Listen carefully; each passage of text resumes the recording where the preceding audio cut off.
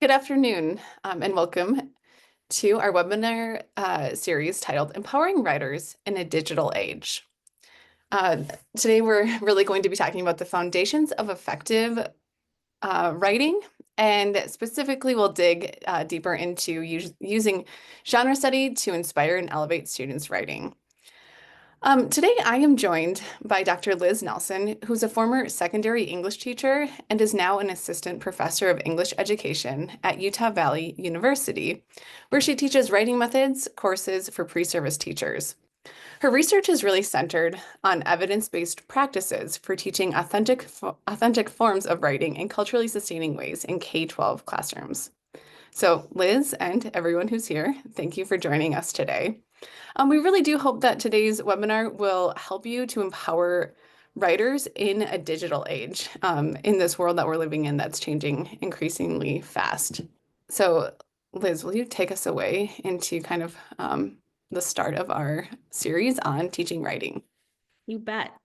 Um, so one thing that I think it's really important to talk about and discuss before we really dive into the focus of today's webinar is the difference between teaching writing versus assigning writing. So in their most recent meta-analysis of evidence-based practices for teaching writing, Steve Graham and his colleagues found one of their primary findings, and this seems a little bit obvious, but it's that students' writing is improved by teaching writing. And that may seem obvious, but what often happens in the classroom is that teachers assign writing rather than teaching it. And I'm sure that you have had that experience, especially in a college course. A lot of times a teacher assigns a paper and says, okay, it's due on this day. Here's the instructions. And then you just do it. And there is no instruction to support you in creating and composing that paper. And that can often happen in the classroom as well. Margaret, can you go on to the next slide? And so with that, when we think about teaching writing versus assigning writing, teaching writing really involves explicit instruction for how to write in a specific genre. Explicit instruction in strategies to support students in generating writing, brainstorming ideas, moving through their process, revising, editing, and publishing their writing, providing opportunities for students to experiment with different techniques in their writing, and then in supporting students in engaging in a recursive writing process that teaches them how to use the writing process to improve their writing. We all know that the writing process is recursive, but so often in schools, it ends up being a linear process where we brainstorm on Monday, we draft on Tuesday, we revise on Wednesday, edit on Thursday, and publish on Friday. But that kind of, I guess, mimics the process, and it's kind of creating this alternate that students can't really relate to because it becomes too formulaic. And that kind of connects back to this idea of assigning writing. And so you might give students a prompt and ask them to write with no additional instruction. And that could often be short answer responses in response to reading or other things like that. This assigning writing can also look like writing instruction that's only focused on spelling and grammar and punctuation, but that is out of context from the writing that the larger pieces of writing students are completing. And so this often turns out as like worksheets and drills, daily oral language, or any other variation on that type of sentence correction, grammar instruction. Assigning writing often could look like you're embedding writing in other content areas, but without actually teaching it. So students compose short answer responses, they write summaries of their readings, they might write about a letter from the perspective of a historical person. And again, they're mostly using writing to respond and show what they know. And there's nothing wrong with that. In fact, we know that using writing to learn is really important. It's just important to also emphasize the difference between teaching writing, learning to write, versus writing to learn. And then lastly, assigning writing can sometimes look like instruction that is very formulaic. So students complete this graphic organizer every time they write a certain type of text. And they need to include a certain number of paragraphs or sentences in a paragraph. And when writing becomes this formulaic piece, it like approaches what we want, the skills that we want students to develop. Like a 5-paragraph essay approaches this idea of learning how to compose an argument, but it misses the mark because it's not authentic. And so that's kind of what we want to briefly talk about, is just that we want to focus on teaching writing, really, and then how do we do that? And so we're going to go on and talk about the practices that we know are effective for teaching writing. And so research has remained consistent for decades on teaching writing. And so we know that these practices, when used together, are effective. But if they're used isolated, it's not going to be nearly as effective. So providing daily time for students to write is really important. But again, just providing that time is not enough. During that time, we also need instruction. So students need to know how to use the writing process for a variety of purposes. So they need to be writing in different types of texts to different audiences for different purposes. So they may write a narrative. They may write an informative text. They may write an argumentative or opinion or persuasive text. Then we also do need to teach students to become fluent with handwriting, spelling, sentence construction, typing, and word processing. These skills are very important to developing writers, because if your brain is working faster than your ability to compose something down, or if you're constantly getting stuck on spelling or typing is too slow, it makes it harder to maintain that fluency in your writing. And so, but again, I just want to emphasize with all of these things, this type of instruction is not enough. Like, it's not enough to just teach handwriting. It's not enough to teach handwriting in kindergarten or spelling and things like that. All of these pieces need to be involved.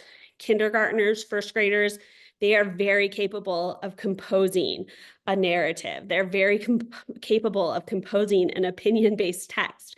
But yes, they do also need these other pieces of instruction.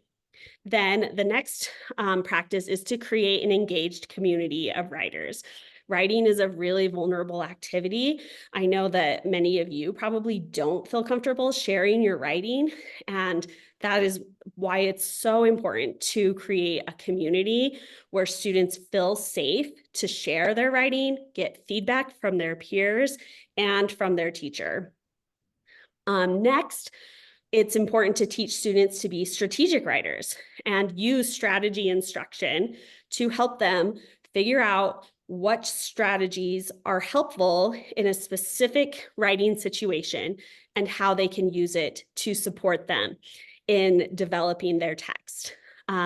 Next, it's really helpful to support students in developing genre and textual awareness by learning to read text like writers.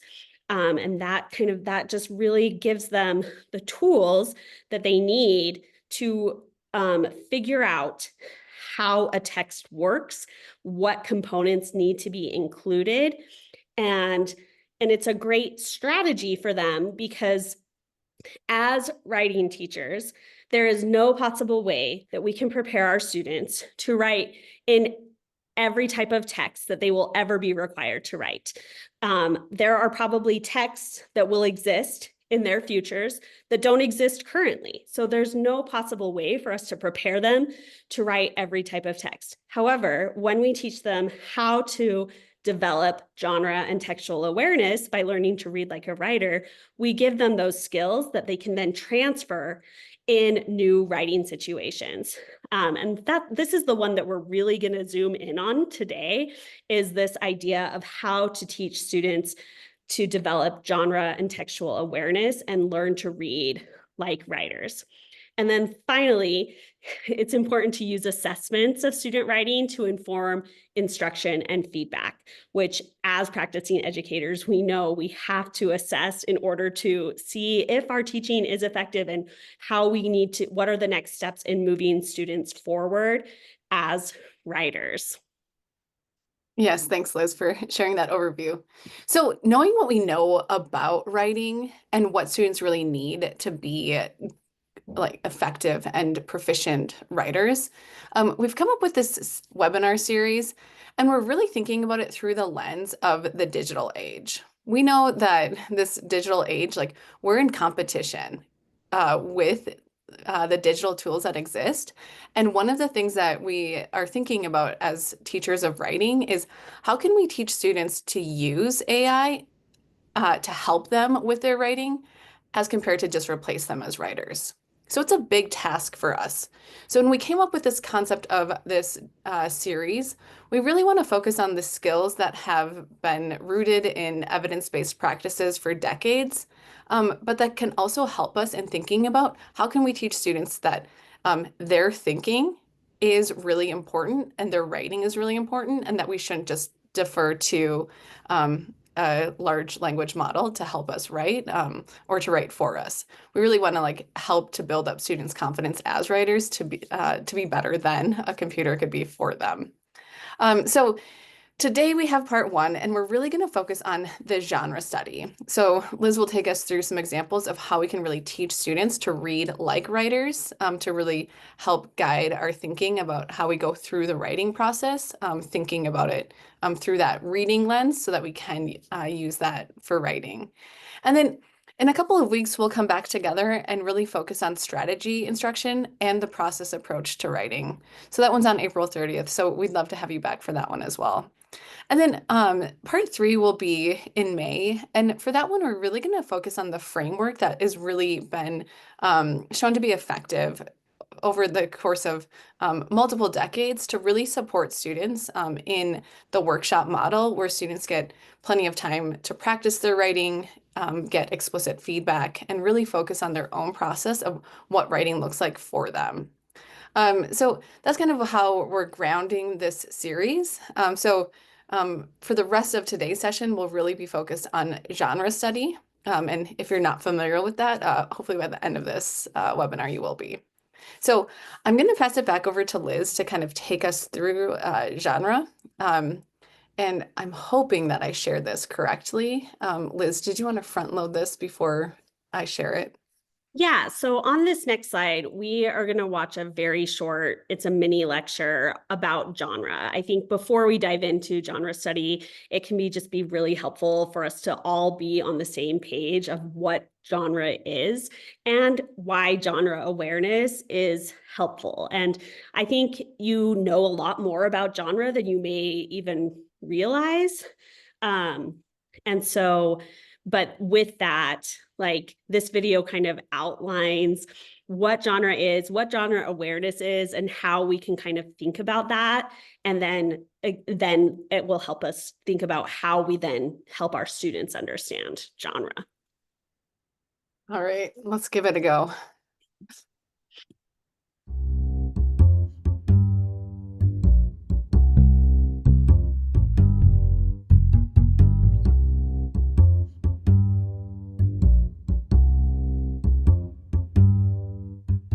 In this short video, the focus is on one key aspect of language awareness that you need to develop to become a skilled writer. That is genre awareness. Before knowing how to develop your genre awareness, we need to know what a genre is. Most of you will be familiar with film genres such as horror, romantic comedy, or thrillers. These are types or classes of film. In most cases, we can work out what genre of film we're watching from the start of the film. Horror films, for example, typically begin at night and/or in poor weather. They have very dramatic music and often begin with very little dialogue. In most cases, we can instantly identify the horror genre as we're very aware of what goes into such a film. Now, it is very unlikely that you'll be directing or producing films in your future job, but you will very likely be expected to write in a variety of textual genres. In the workplace, these may include reports, memos, emails, and while at university, essays, reports, and case analyses. So now we know what a genre is, how can we develop genre awareness? Developing genre awareness means becoming aware of how certain texts are similar in their structure and organization, in how content is dealt with, and how vocabulary, sentence structure, and tone are used. Developing this awareness means noting what skilled writers are doing with content and how they're expressing content. By making this noticing explicit, you can discover guidelines for writing similar texts yourself in the future. So genre awareness gives you criteria for success, which can help you evaluate your own developing text. Good writers are always aware of their audience and purpose, and genre awareness helps us meet the expectations of our audience. However, there is a common misconception about genre. The misconception is that people feel there's an exact prescribed way of writing a text. This is not true. No two films are exactly alike, as different actors, directors, and scriptwriters make big differences to the overall film. In texts, different forces act on genres. Centripetal forces are the factors which are typical in any text, but there are always centrifugal forces that operate on texts, such as creativity, writer styles, and different audience expectations. These forces mean that no two texts are exactly alike. So, a big part in developing your evaluative capabilities is to become more aware of genre, and to notice features of language that good writers use. Becoming better at noticing, and becoming more genre aware, are vital for helping you develop as a skilled writer who can write different texts in different genres that meet the expectations of their various audiences.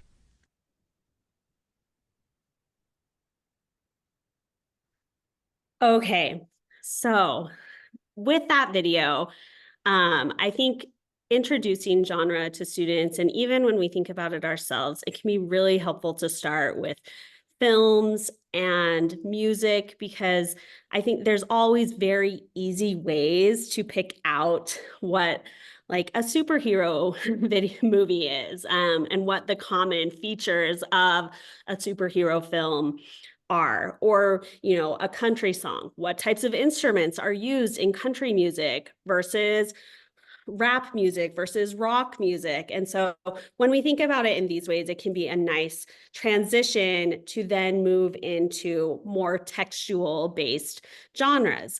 And so, but kind of the idea with this is that genres carry expectations from our readers or viewers.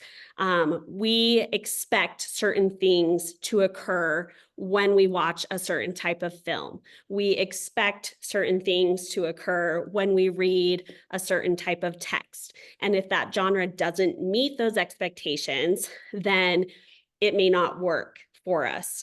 And so, and so with that though, just a very quick note about the difference between genre and format. So genre is really closely connected to the content and the style of the text. So for example, nonfiction is this broad category of genre, which, is determined by factual and real information. But within nonfiction, there are a lot of different types, different genres. So we have a personal essay, an op-ed, a news article, a biography, a memoir. Historical fiction. This is categorized as a fictional story that's set in the past, and it's using historical events to inform this fictional story. Contemporary realistic fiction is fiction that is set in the present, dealing with contemporary issues.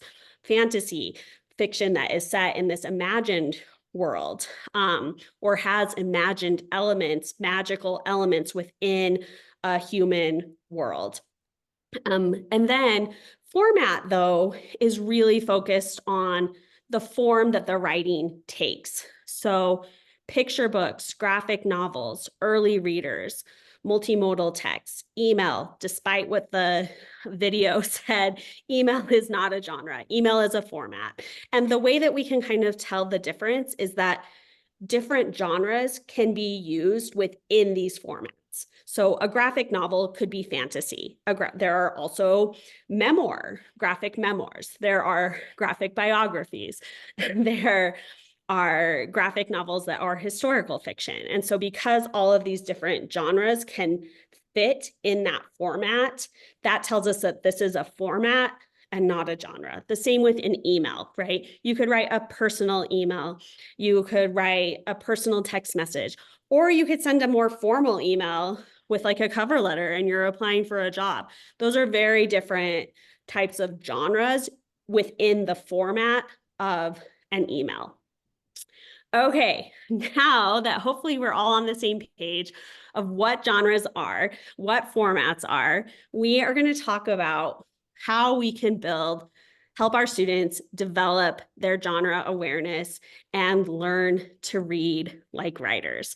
And so when we are doing a genre study in a class, there are three main steps that we want to be thinking about.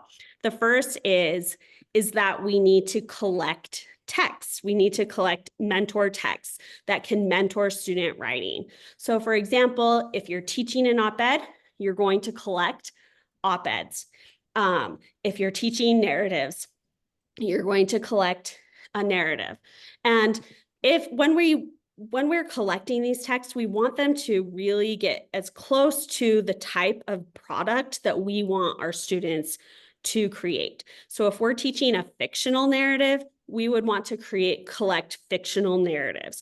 If we're asking students to write a personal narrative that's based on real events, we would want to likely collect more personal narratives, short memoirs, things like that, so that students have a model of what the same type of text that they are going to compose themselves. And if you cannot find an example text in the genre you want to teach, then it likely means it's not a genre found in the real world. And that ideally should be avoided. So 5-paragraph essays do not exist in the real world. No one writes 5-paragraph essays outside of school. And so that is not a real genre.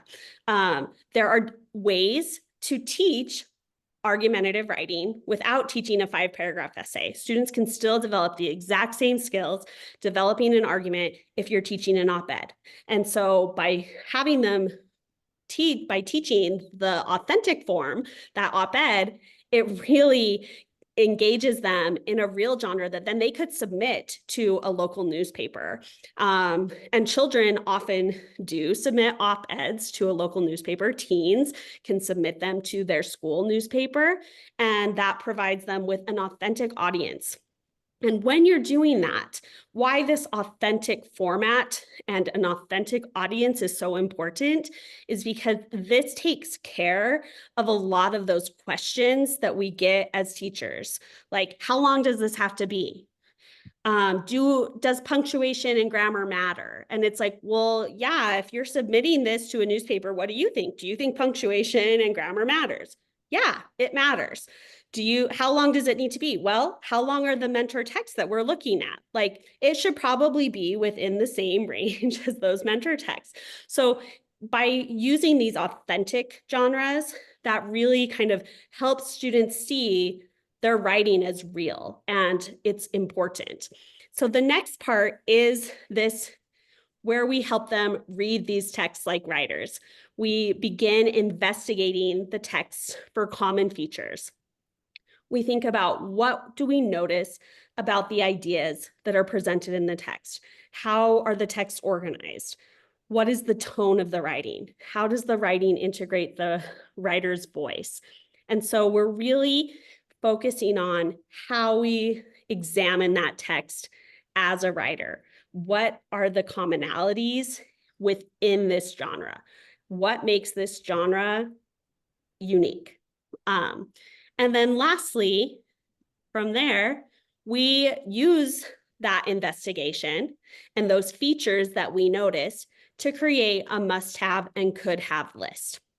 So this is where we determine that the features that a genre must have.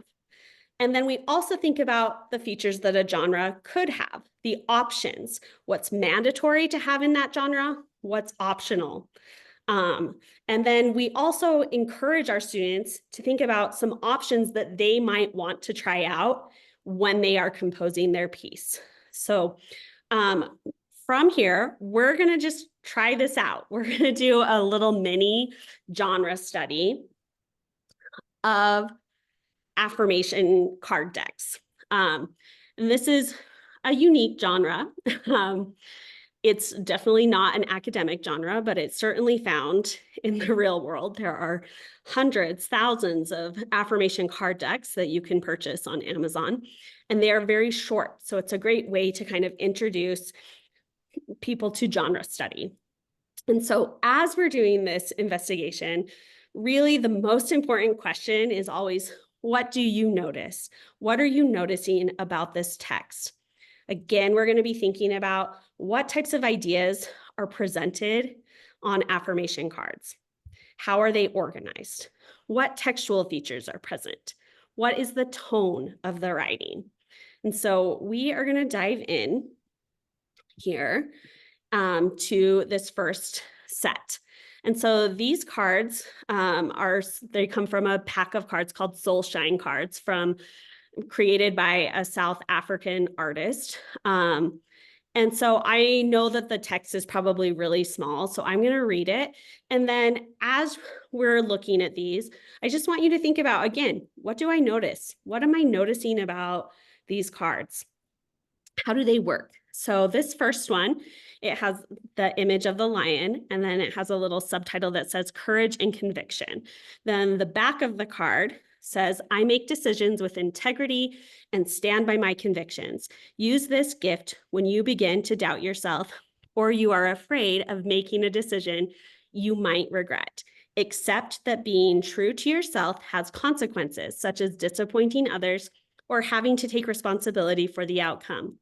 Having integrity is about being honest with yourself and being true to your standards. Use this affirmation to help you make a decision that is difficult, but in your best interest. So I just want you to think for a minute, what are you noticing about these affirmation cards so far? And just think about that in your head for a minute. We're going to go on to the next one so that we kind of can start thinking about the patterns that we're seeing within this specific affirmation card deck. So this next one, we have the image of an elephant and a little subtitle that says, let it go. And then on the back, it says, I choose to forgive, to learn from my mistakes and to move forward. Use this gift when you are finding it difficult to forgive, or if you are having negative thoughts about a person. Holding on to negative emotions is never healthy or productive. Self-preservation is instinctive and natural, as are making mistakes or doing things that you wish you could undo. Use this affirmation to forgive yourself or those who have hurt you. Release your bitterness to make room for more happiness. So now that we've kind of looked at two cards within this card deck, I want you to put in the chat, if you're willing, what you notice about these cards. What do you notice? What are some of the textual features? And I'm actually going to ask Margaret to start us out. And as I start us off, yeah. Yes, I'm putting these questions back up. So just in case you oh, thank you. Yes, to great participate, idea. yes, you can kind of see what those guiding things are. So a couple of things that I notice is there's an introductory statement and then a more specific kind of like outline of how you would use the affirmation. Yeah, that's awesome. So we can see that they're using, some textual features with font size, and we have this overarching statement, and then we have a much more detailed explanation. Yeah, what else are you noticing? I also noticed that they're inspirational. Like it's supposed to kind of make me feel good. Like Yeah, who I am, but like also kind of push me to inspire me to be better than I am? Totally. The tone is affirmatory, which makes sense. We would hope that affirmation, a card deck, is inspirational. Yeah, and we can kind of see that on the front of the card, we have this overarching kind of topic. So, and that might help, the person who's using these cards say like, oh, yeah, I need courage right now, or I need to just let something go. And then they might select that card based on that. So now we're going to go on. Oh, we have in the chat, someone is saying that they're brief, bite-sized, short message, but can lead to long reflection. And yeah, that's like a great observation, right? Like the writing is very succinct, but it's probing you to think and reflect on your life personally. Now we're going to go on to the next set, and these come from an affirmation card deck called Dogs Against Anxiety. And if you are a dog person, then these ones are definitely for you. And we can see that again, and this is where when we are now moving on to a new mentor text or a new set, we want to, as well as thinking about like, what do we notice about these cards? We're also going to start comparing and contrasting them to the previous set of affirmation cards that we just looked at. So now we can kind of see we have find your balance, and then on the back we have body scan. Sit or lie down in a quiet area, take a few deep breaths, focus on what you can feel in your feet. Work up the body, noticing the feeling of each body part. And then we also have this other one, which says, make today matter. Say thank you. Think of someone you know who has made your life better in a meaningful way.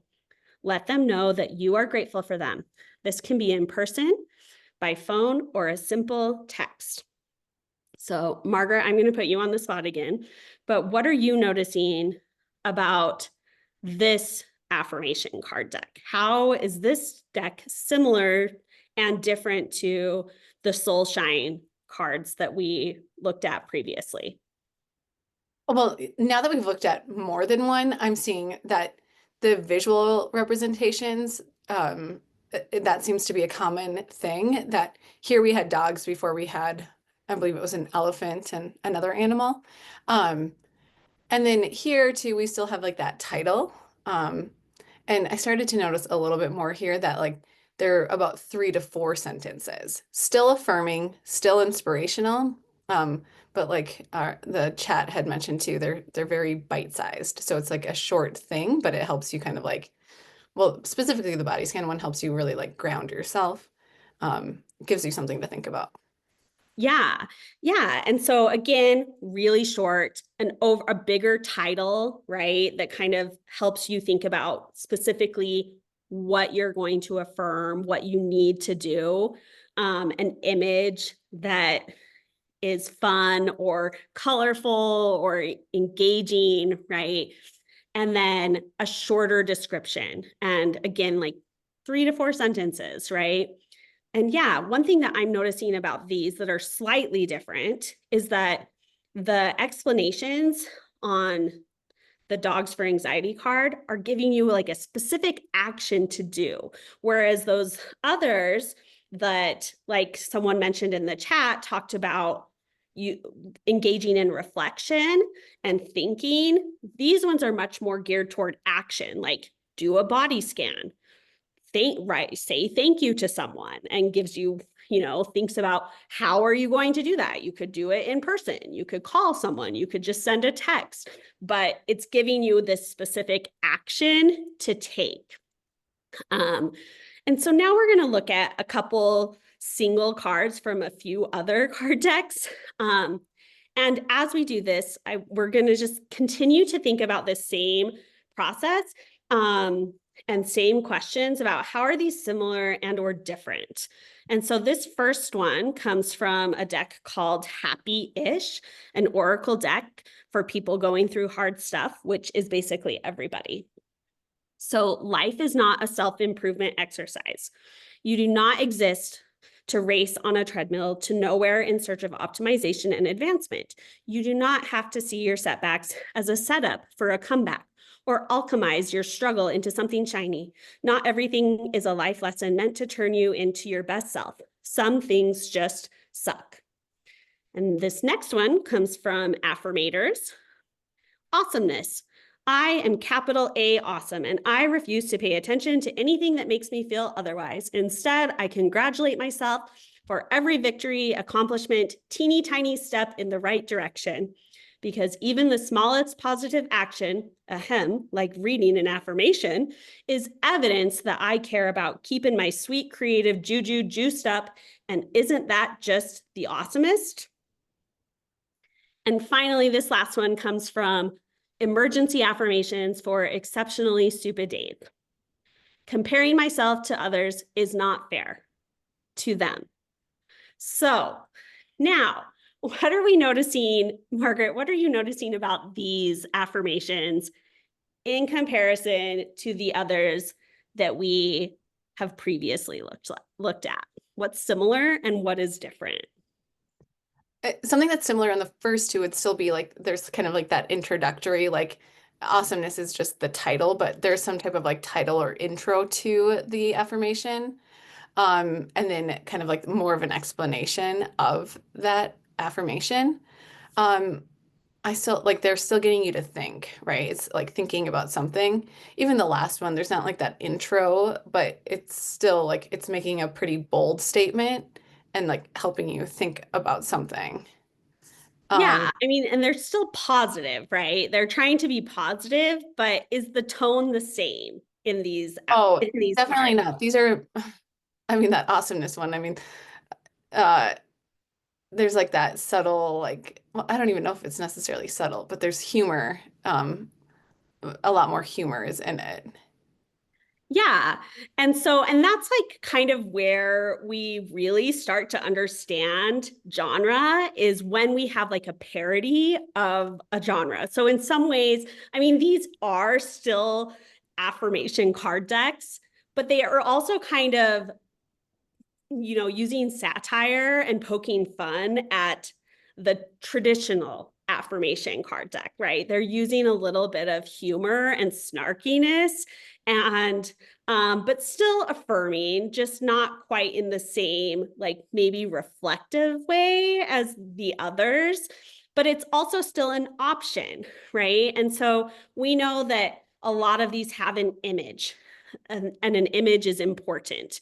We know that using text structures like textual design features like a title and then an explanation is helpful, right? And giving some more background.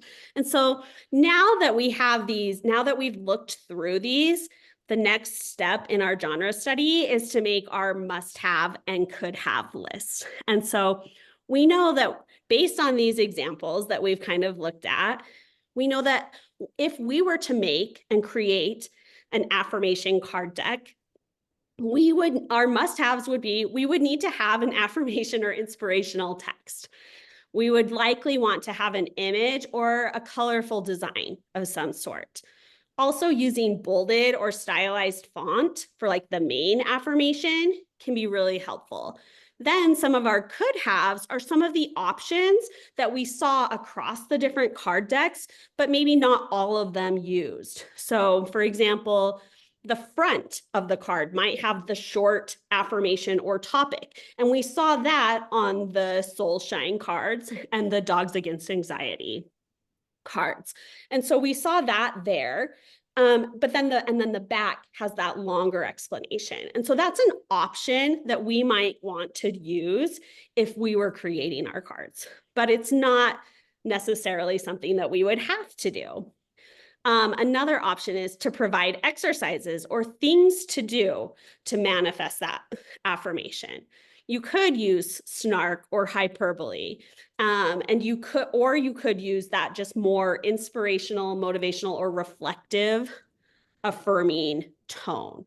And so that's where we give students a lot of choice in how they want to compose within that genre. And so we can see that, yeah, the genre isn't completely fixed, but there's certain elements that if we were going to pick up an affirmation card deck, we would be expecting as readers. So we would be expecting to see an affirmation that's short. We would expect like this to be bite-sized. We would expect it to use, an image or have a colorful design. And then we would expect to see different font choices to help organize that text visually. And so this is kind of how we do this in the big picture of teaching students to read like writers. But we can also use this same concept to zoom in. So this genre study is this big picture when we are really helping students to understand the text as a whole. Then we can also use the same concept of reading like a writer to zoom in on the small details as we continue to teach writing, as students continue to develop their piece.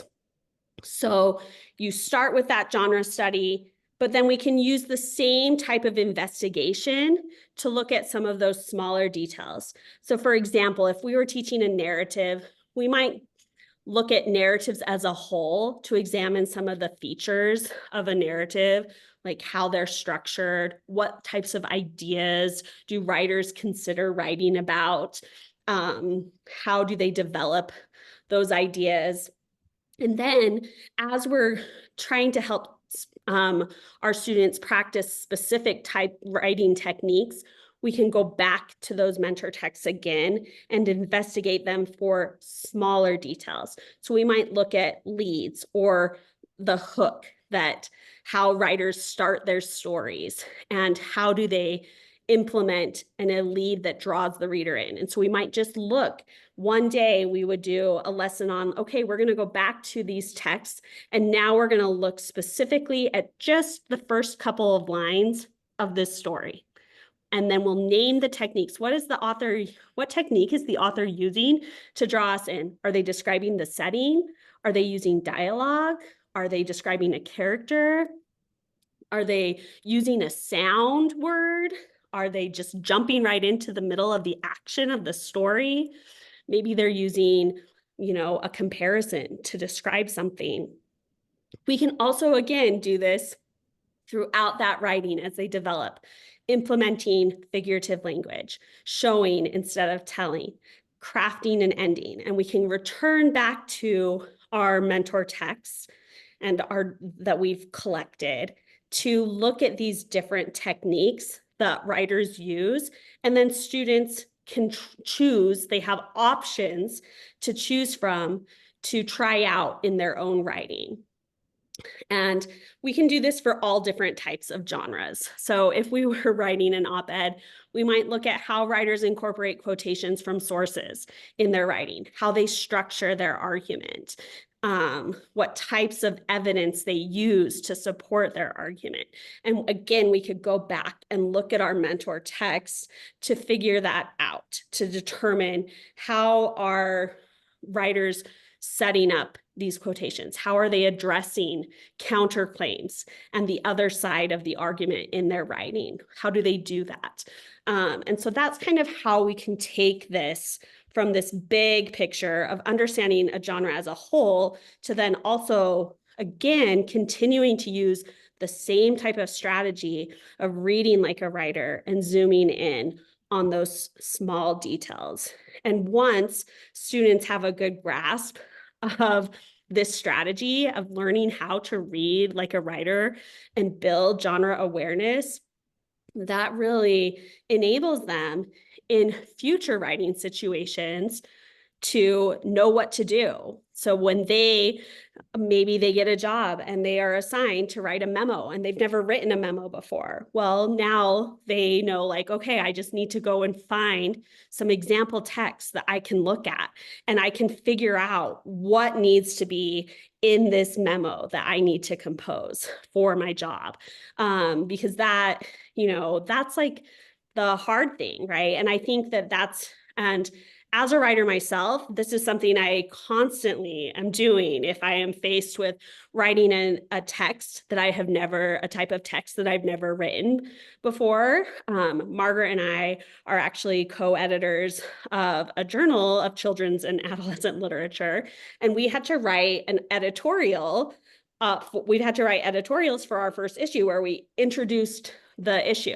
We'd never done that before. And so we pulled examples of what previous editors had written to introduce issues and kind of tried to figure out, okay, what needs to be included in here? What are some of the options? Like, how do we frame this? And I think that's where this type of strategy and developing this skill becomes really transferable to future writing situations. And I think, I don't know, is that about it, Margaret? Yeah. I'm Well, Liz, thanks so much for walking us through that. I think that's really helpful and kind of just like bringing it full picture in terms of like the fact that genre study is something that we can teach to young students, but it's still things that we can use as adults. It's such a transferable skill. So I really do appreciate you walking us through that and showing us an example of a genre that I doubt most people have looked at that as a genre study before. So that was really interesting.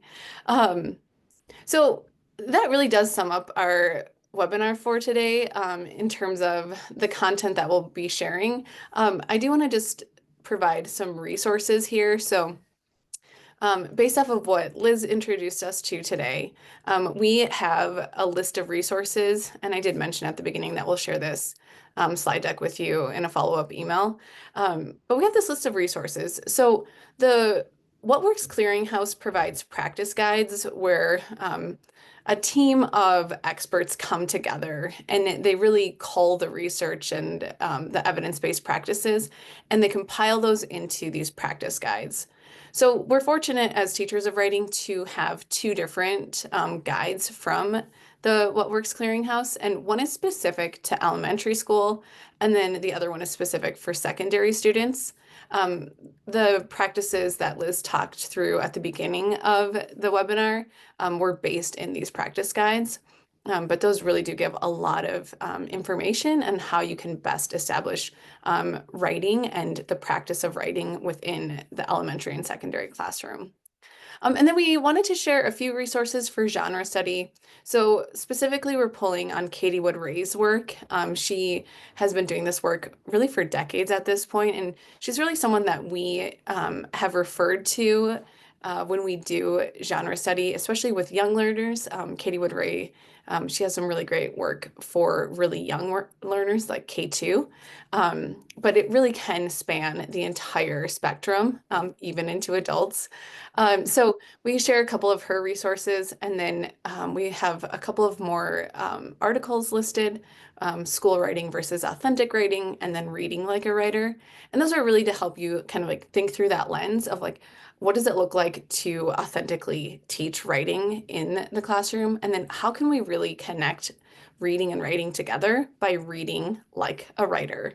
And really being able to look at what is it that published authors have done that I can also try. And I think that's a really helpful tool. I shouldn't just say published. We could use each other's texts as well to be able to really look at that. Liz, anything you want to say about the resources?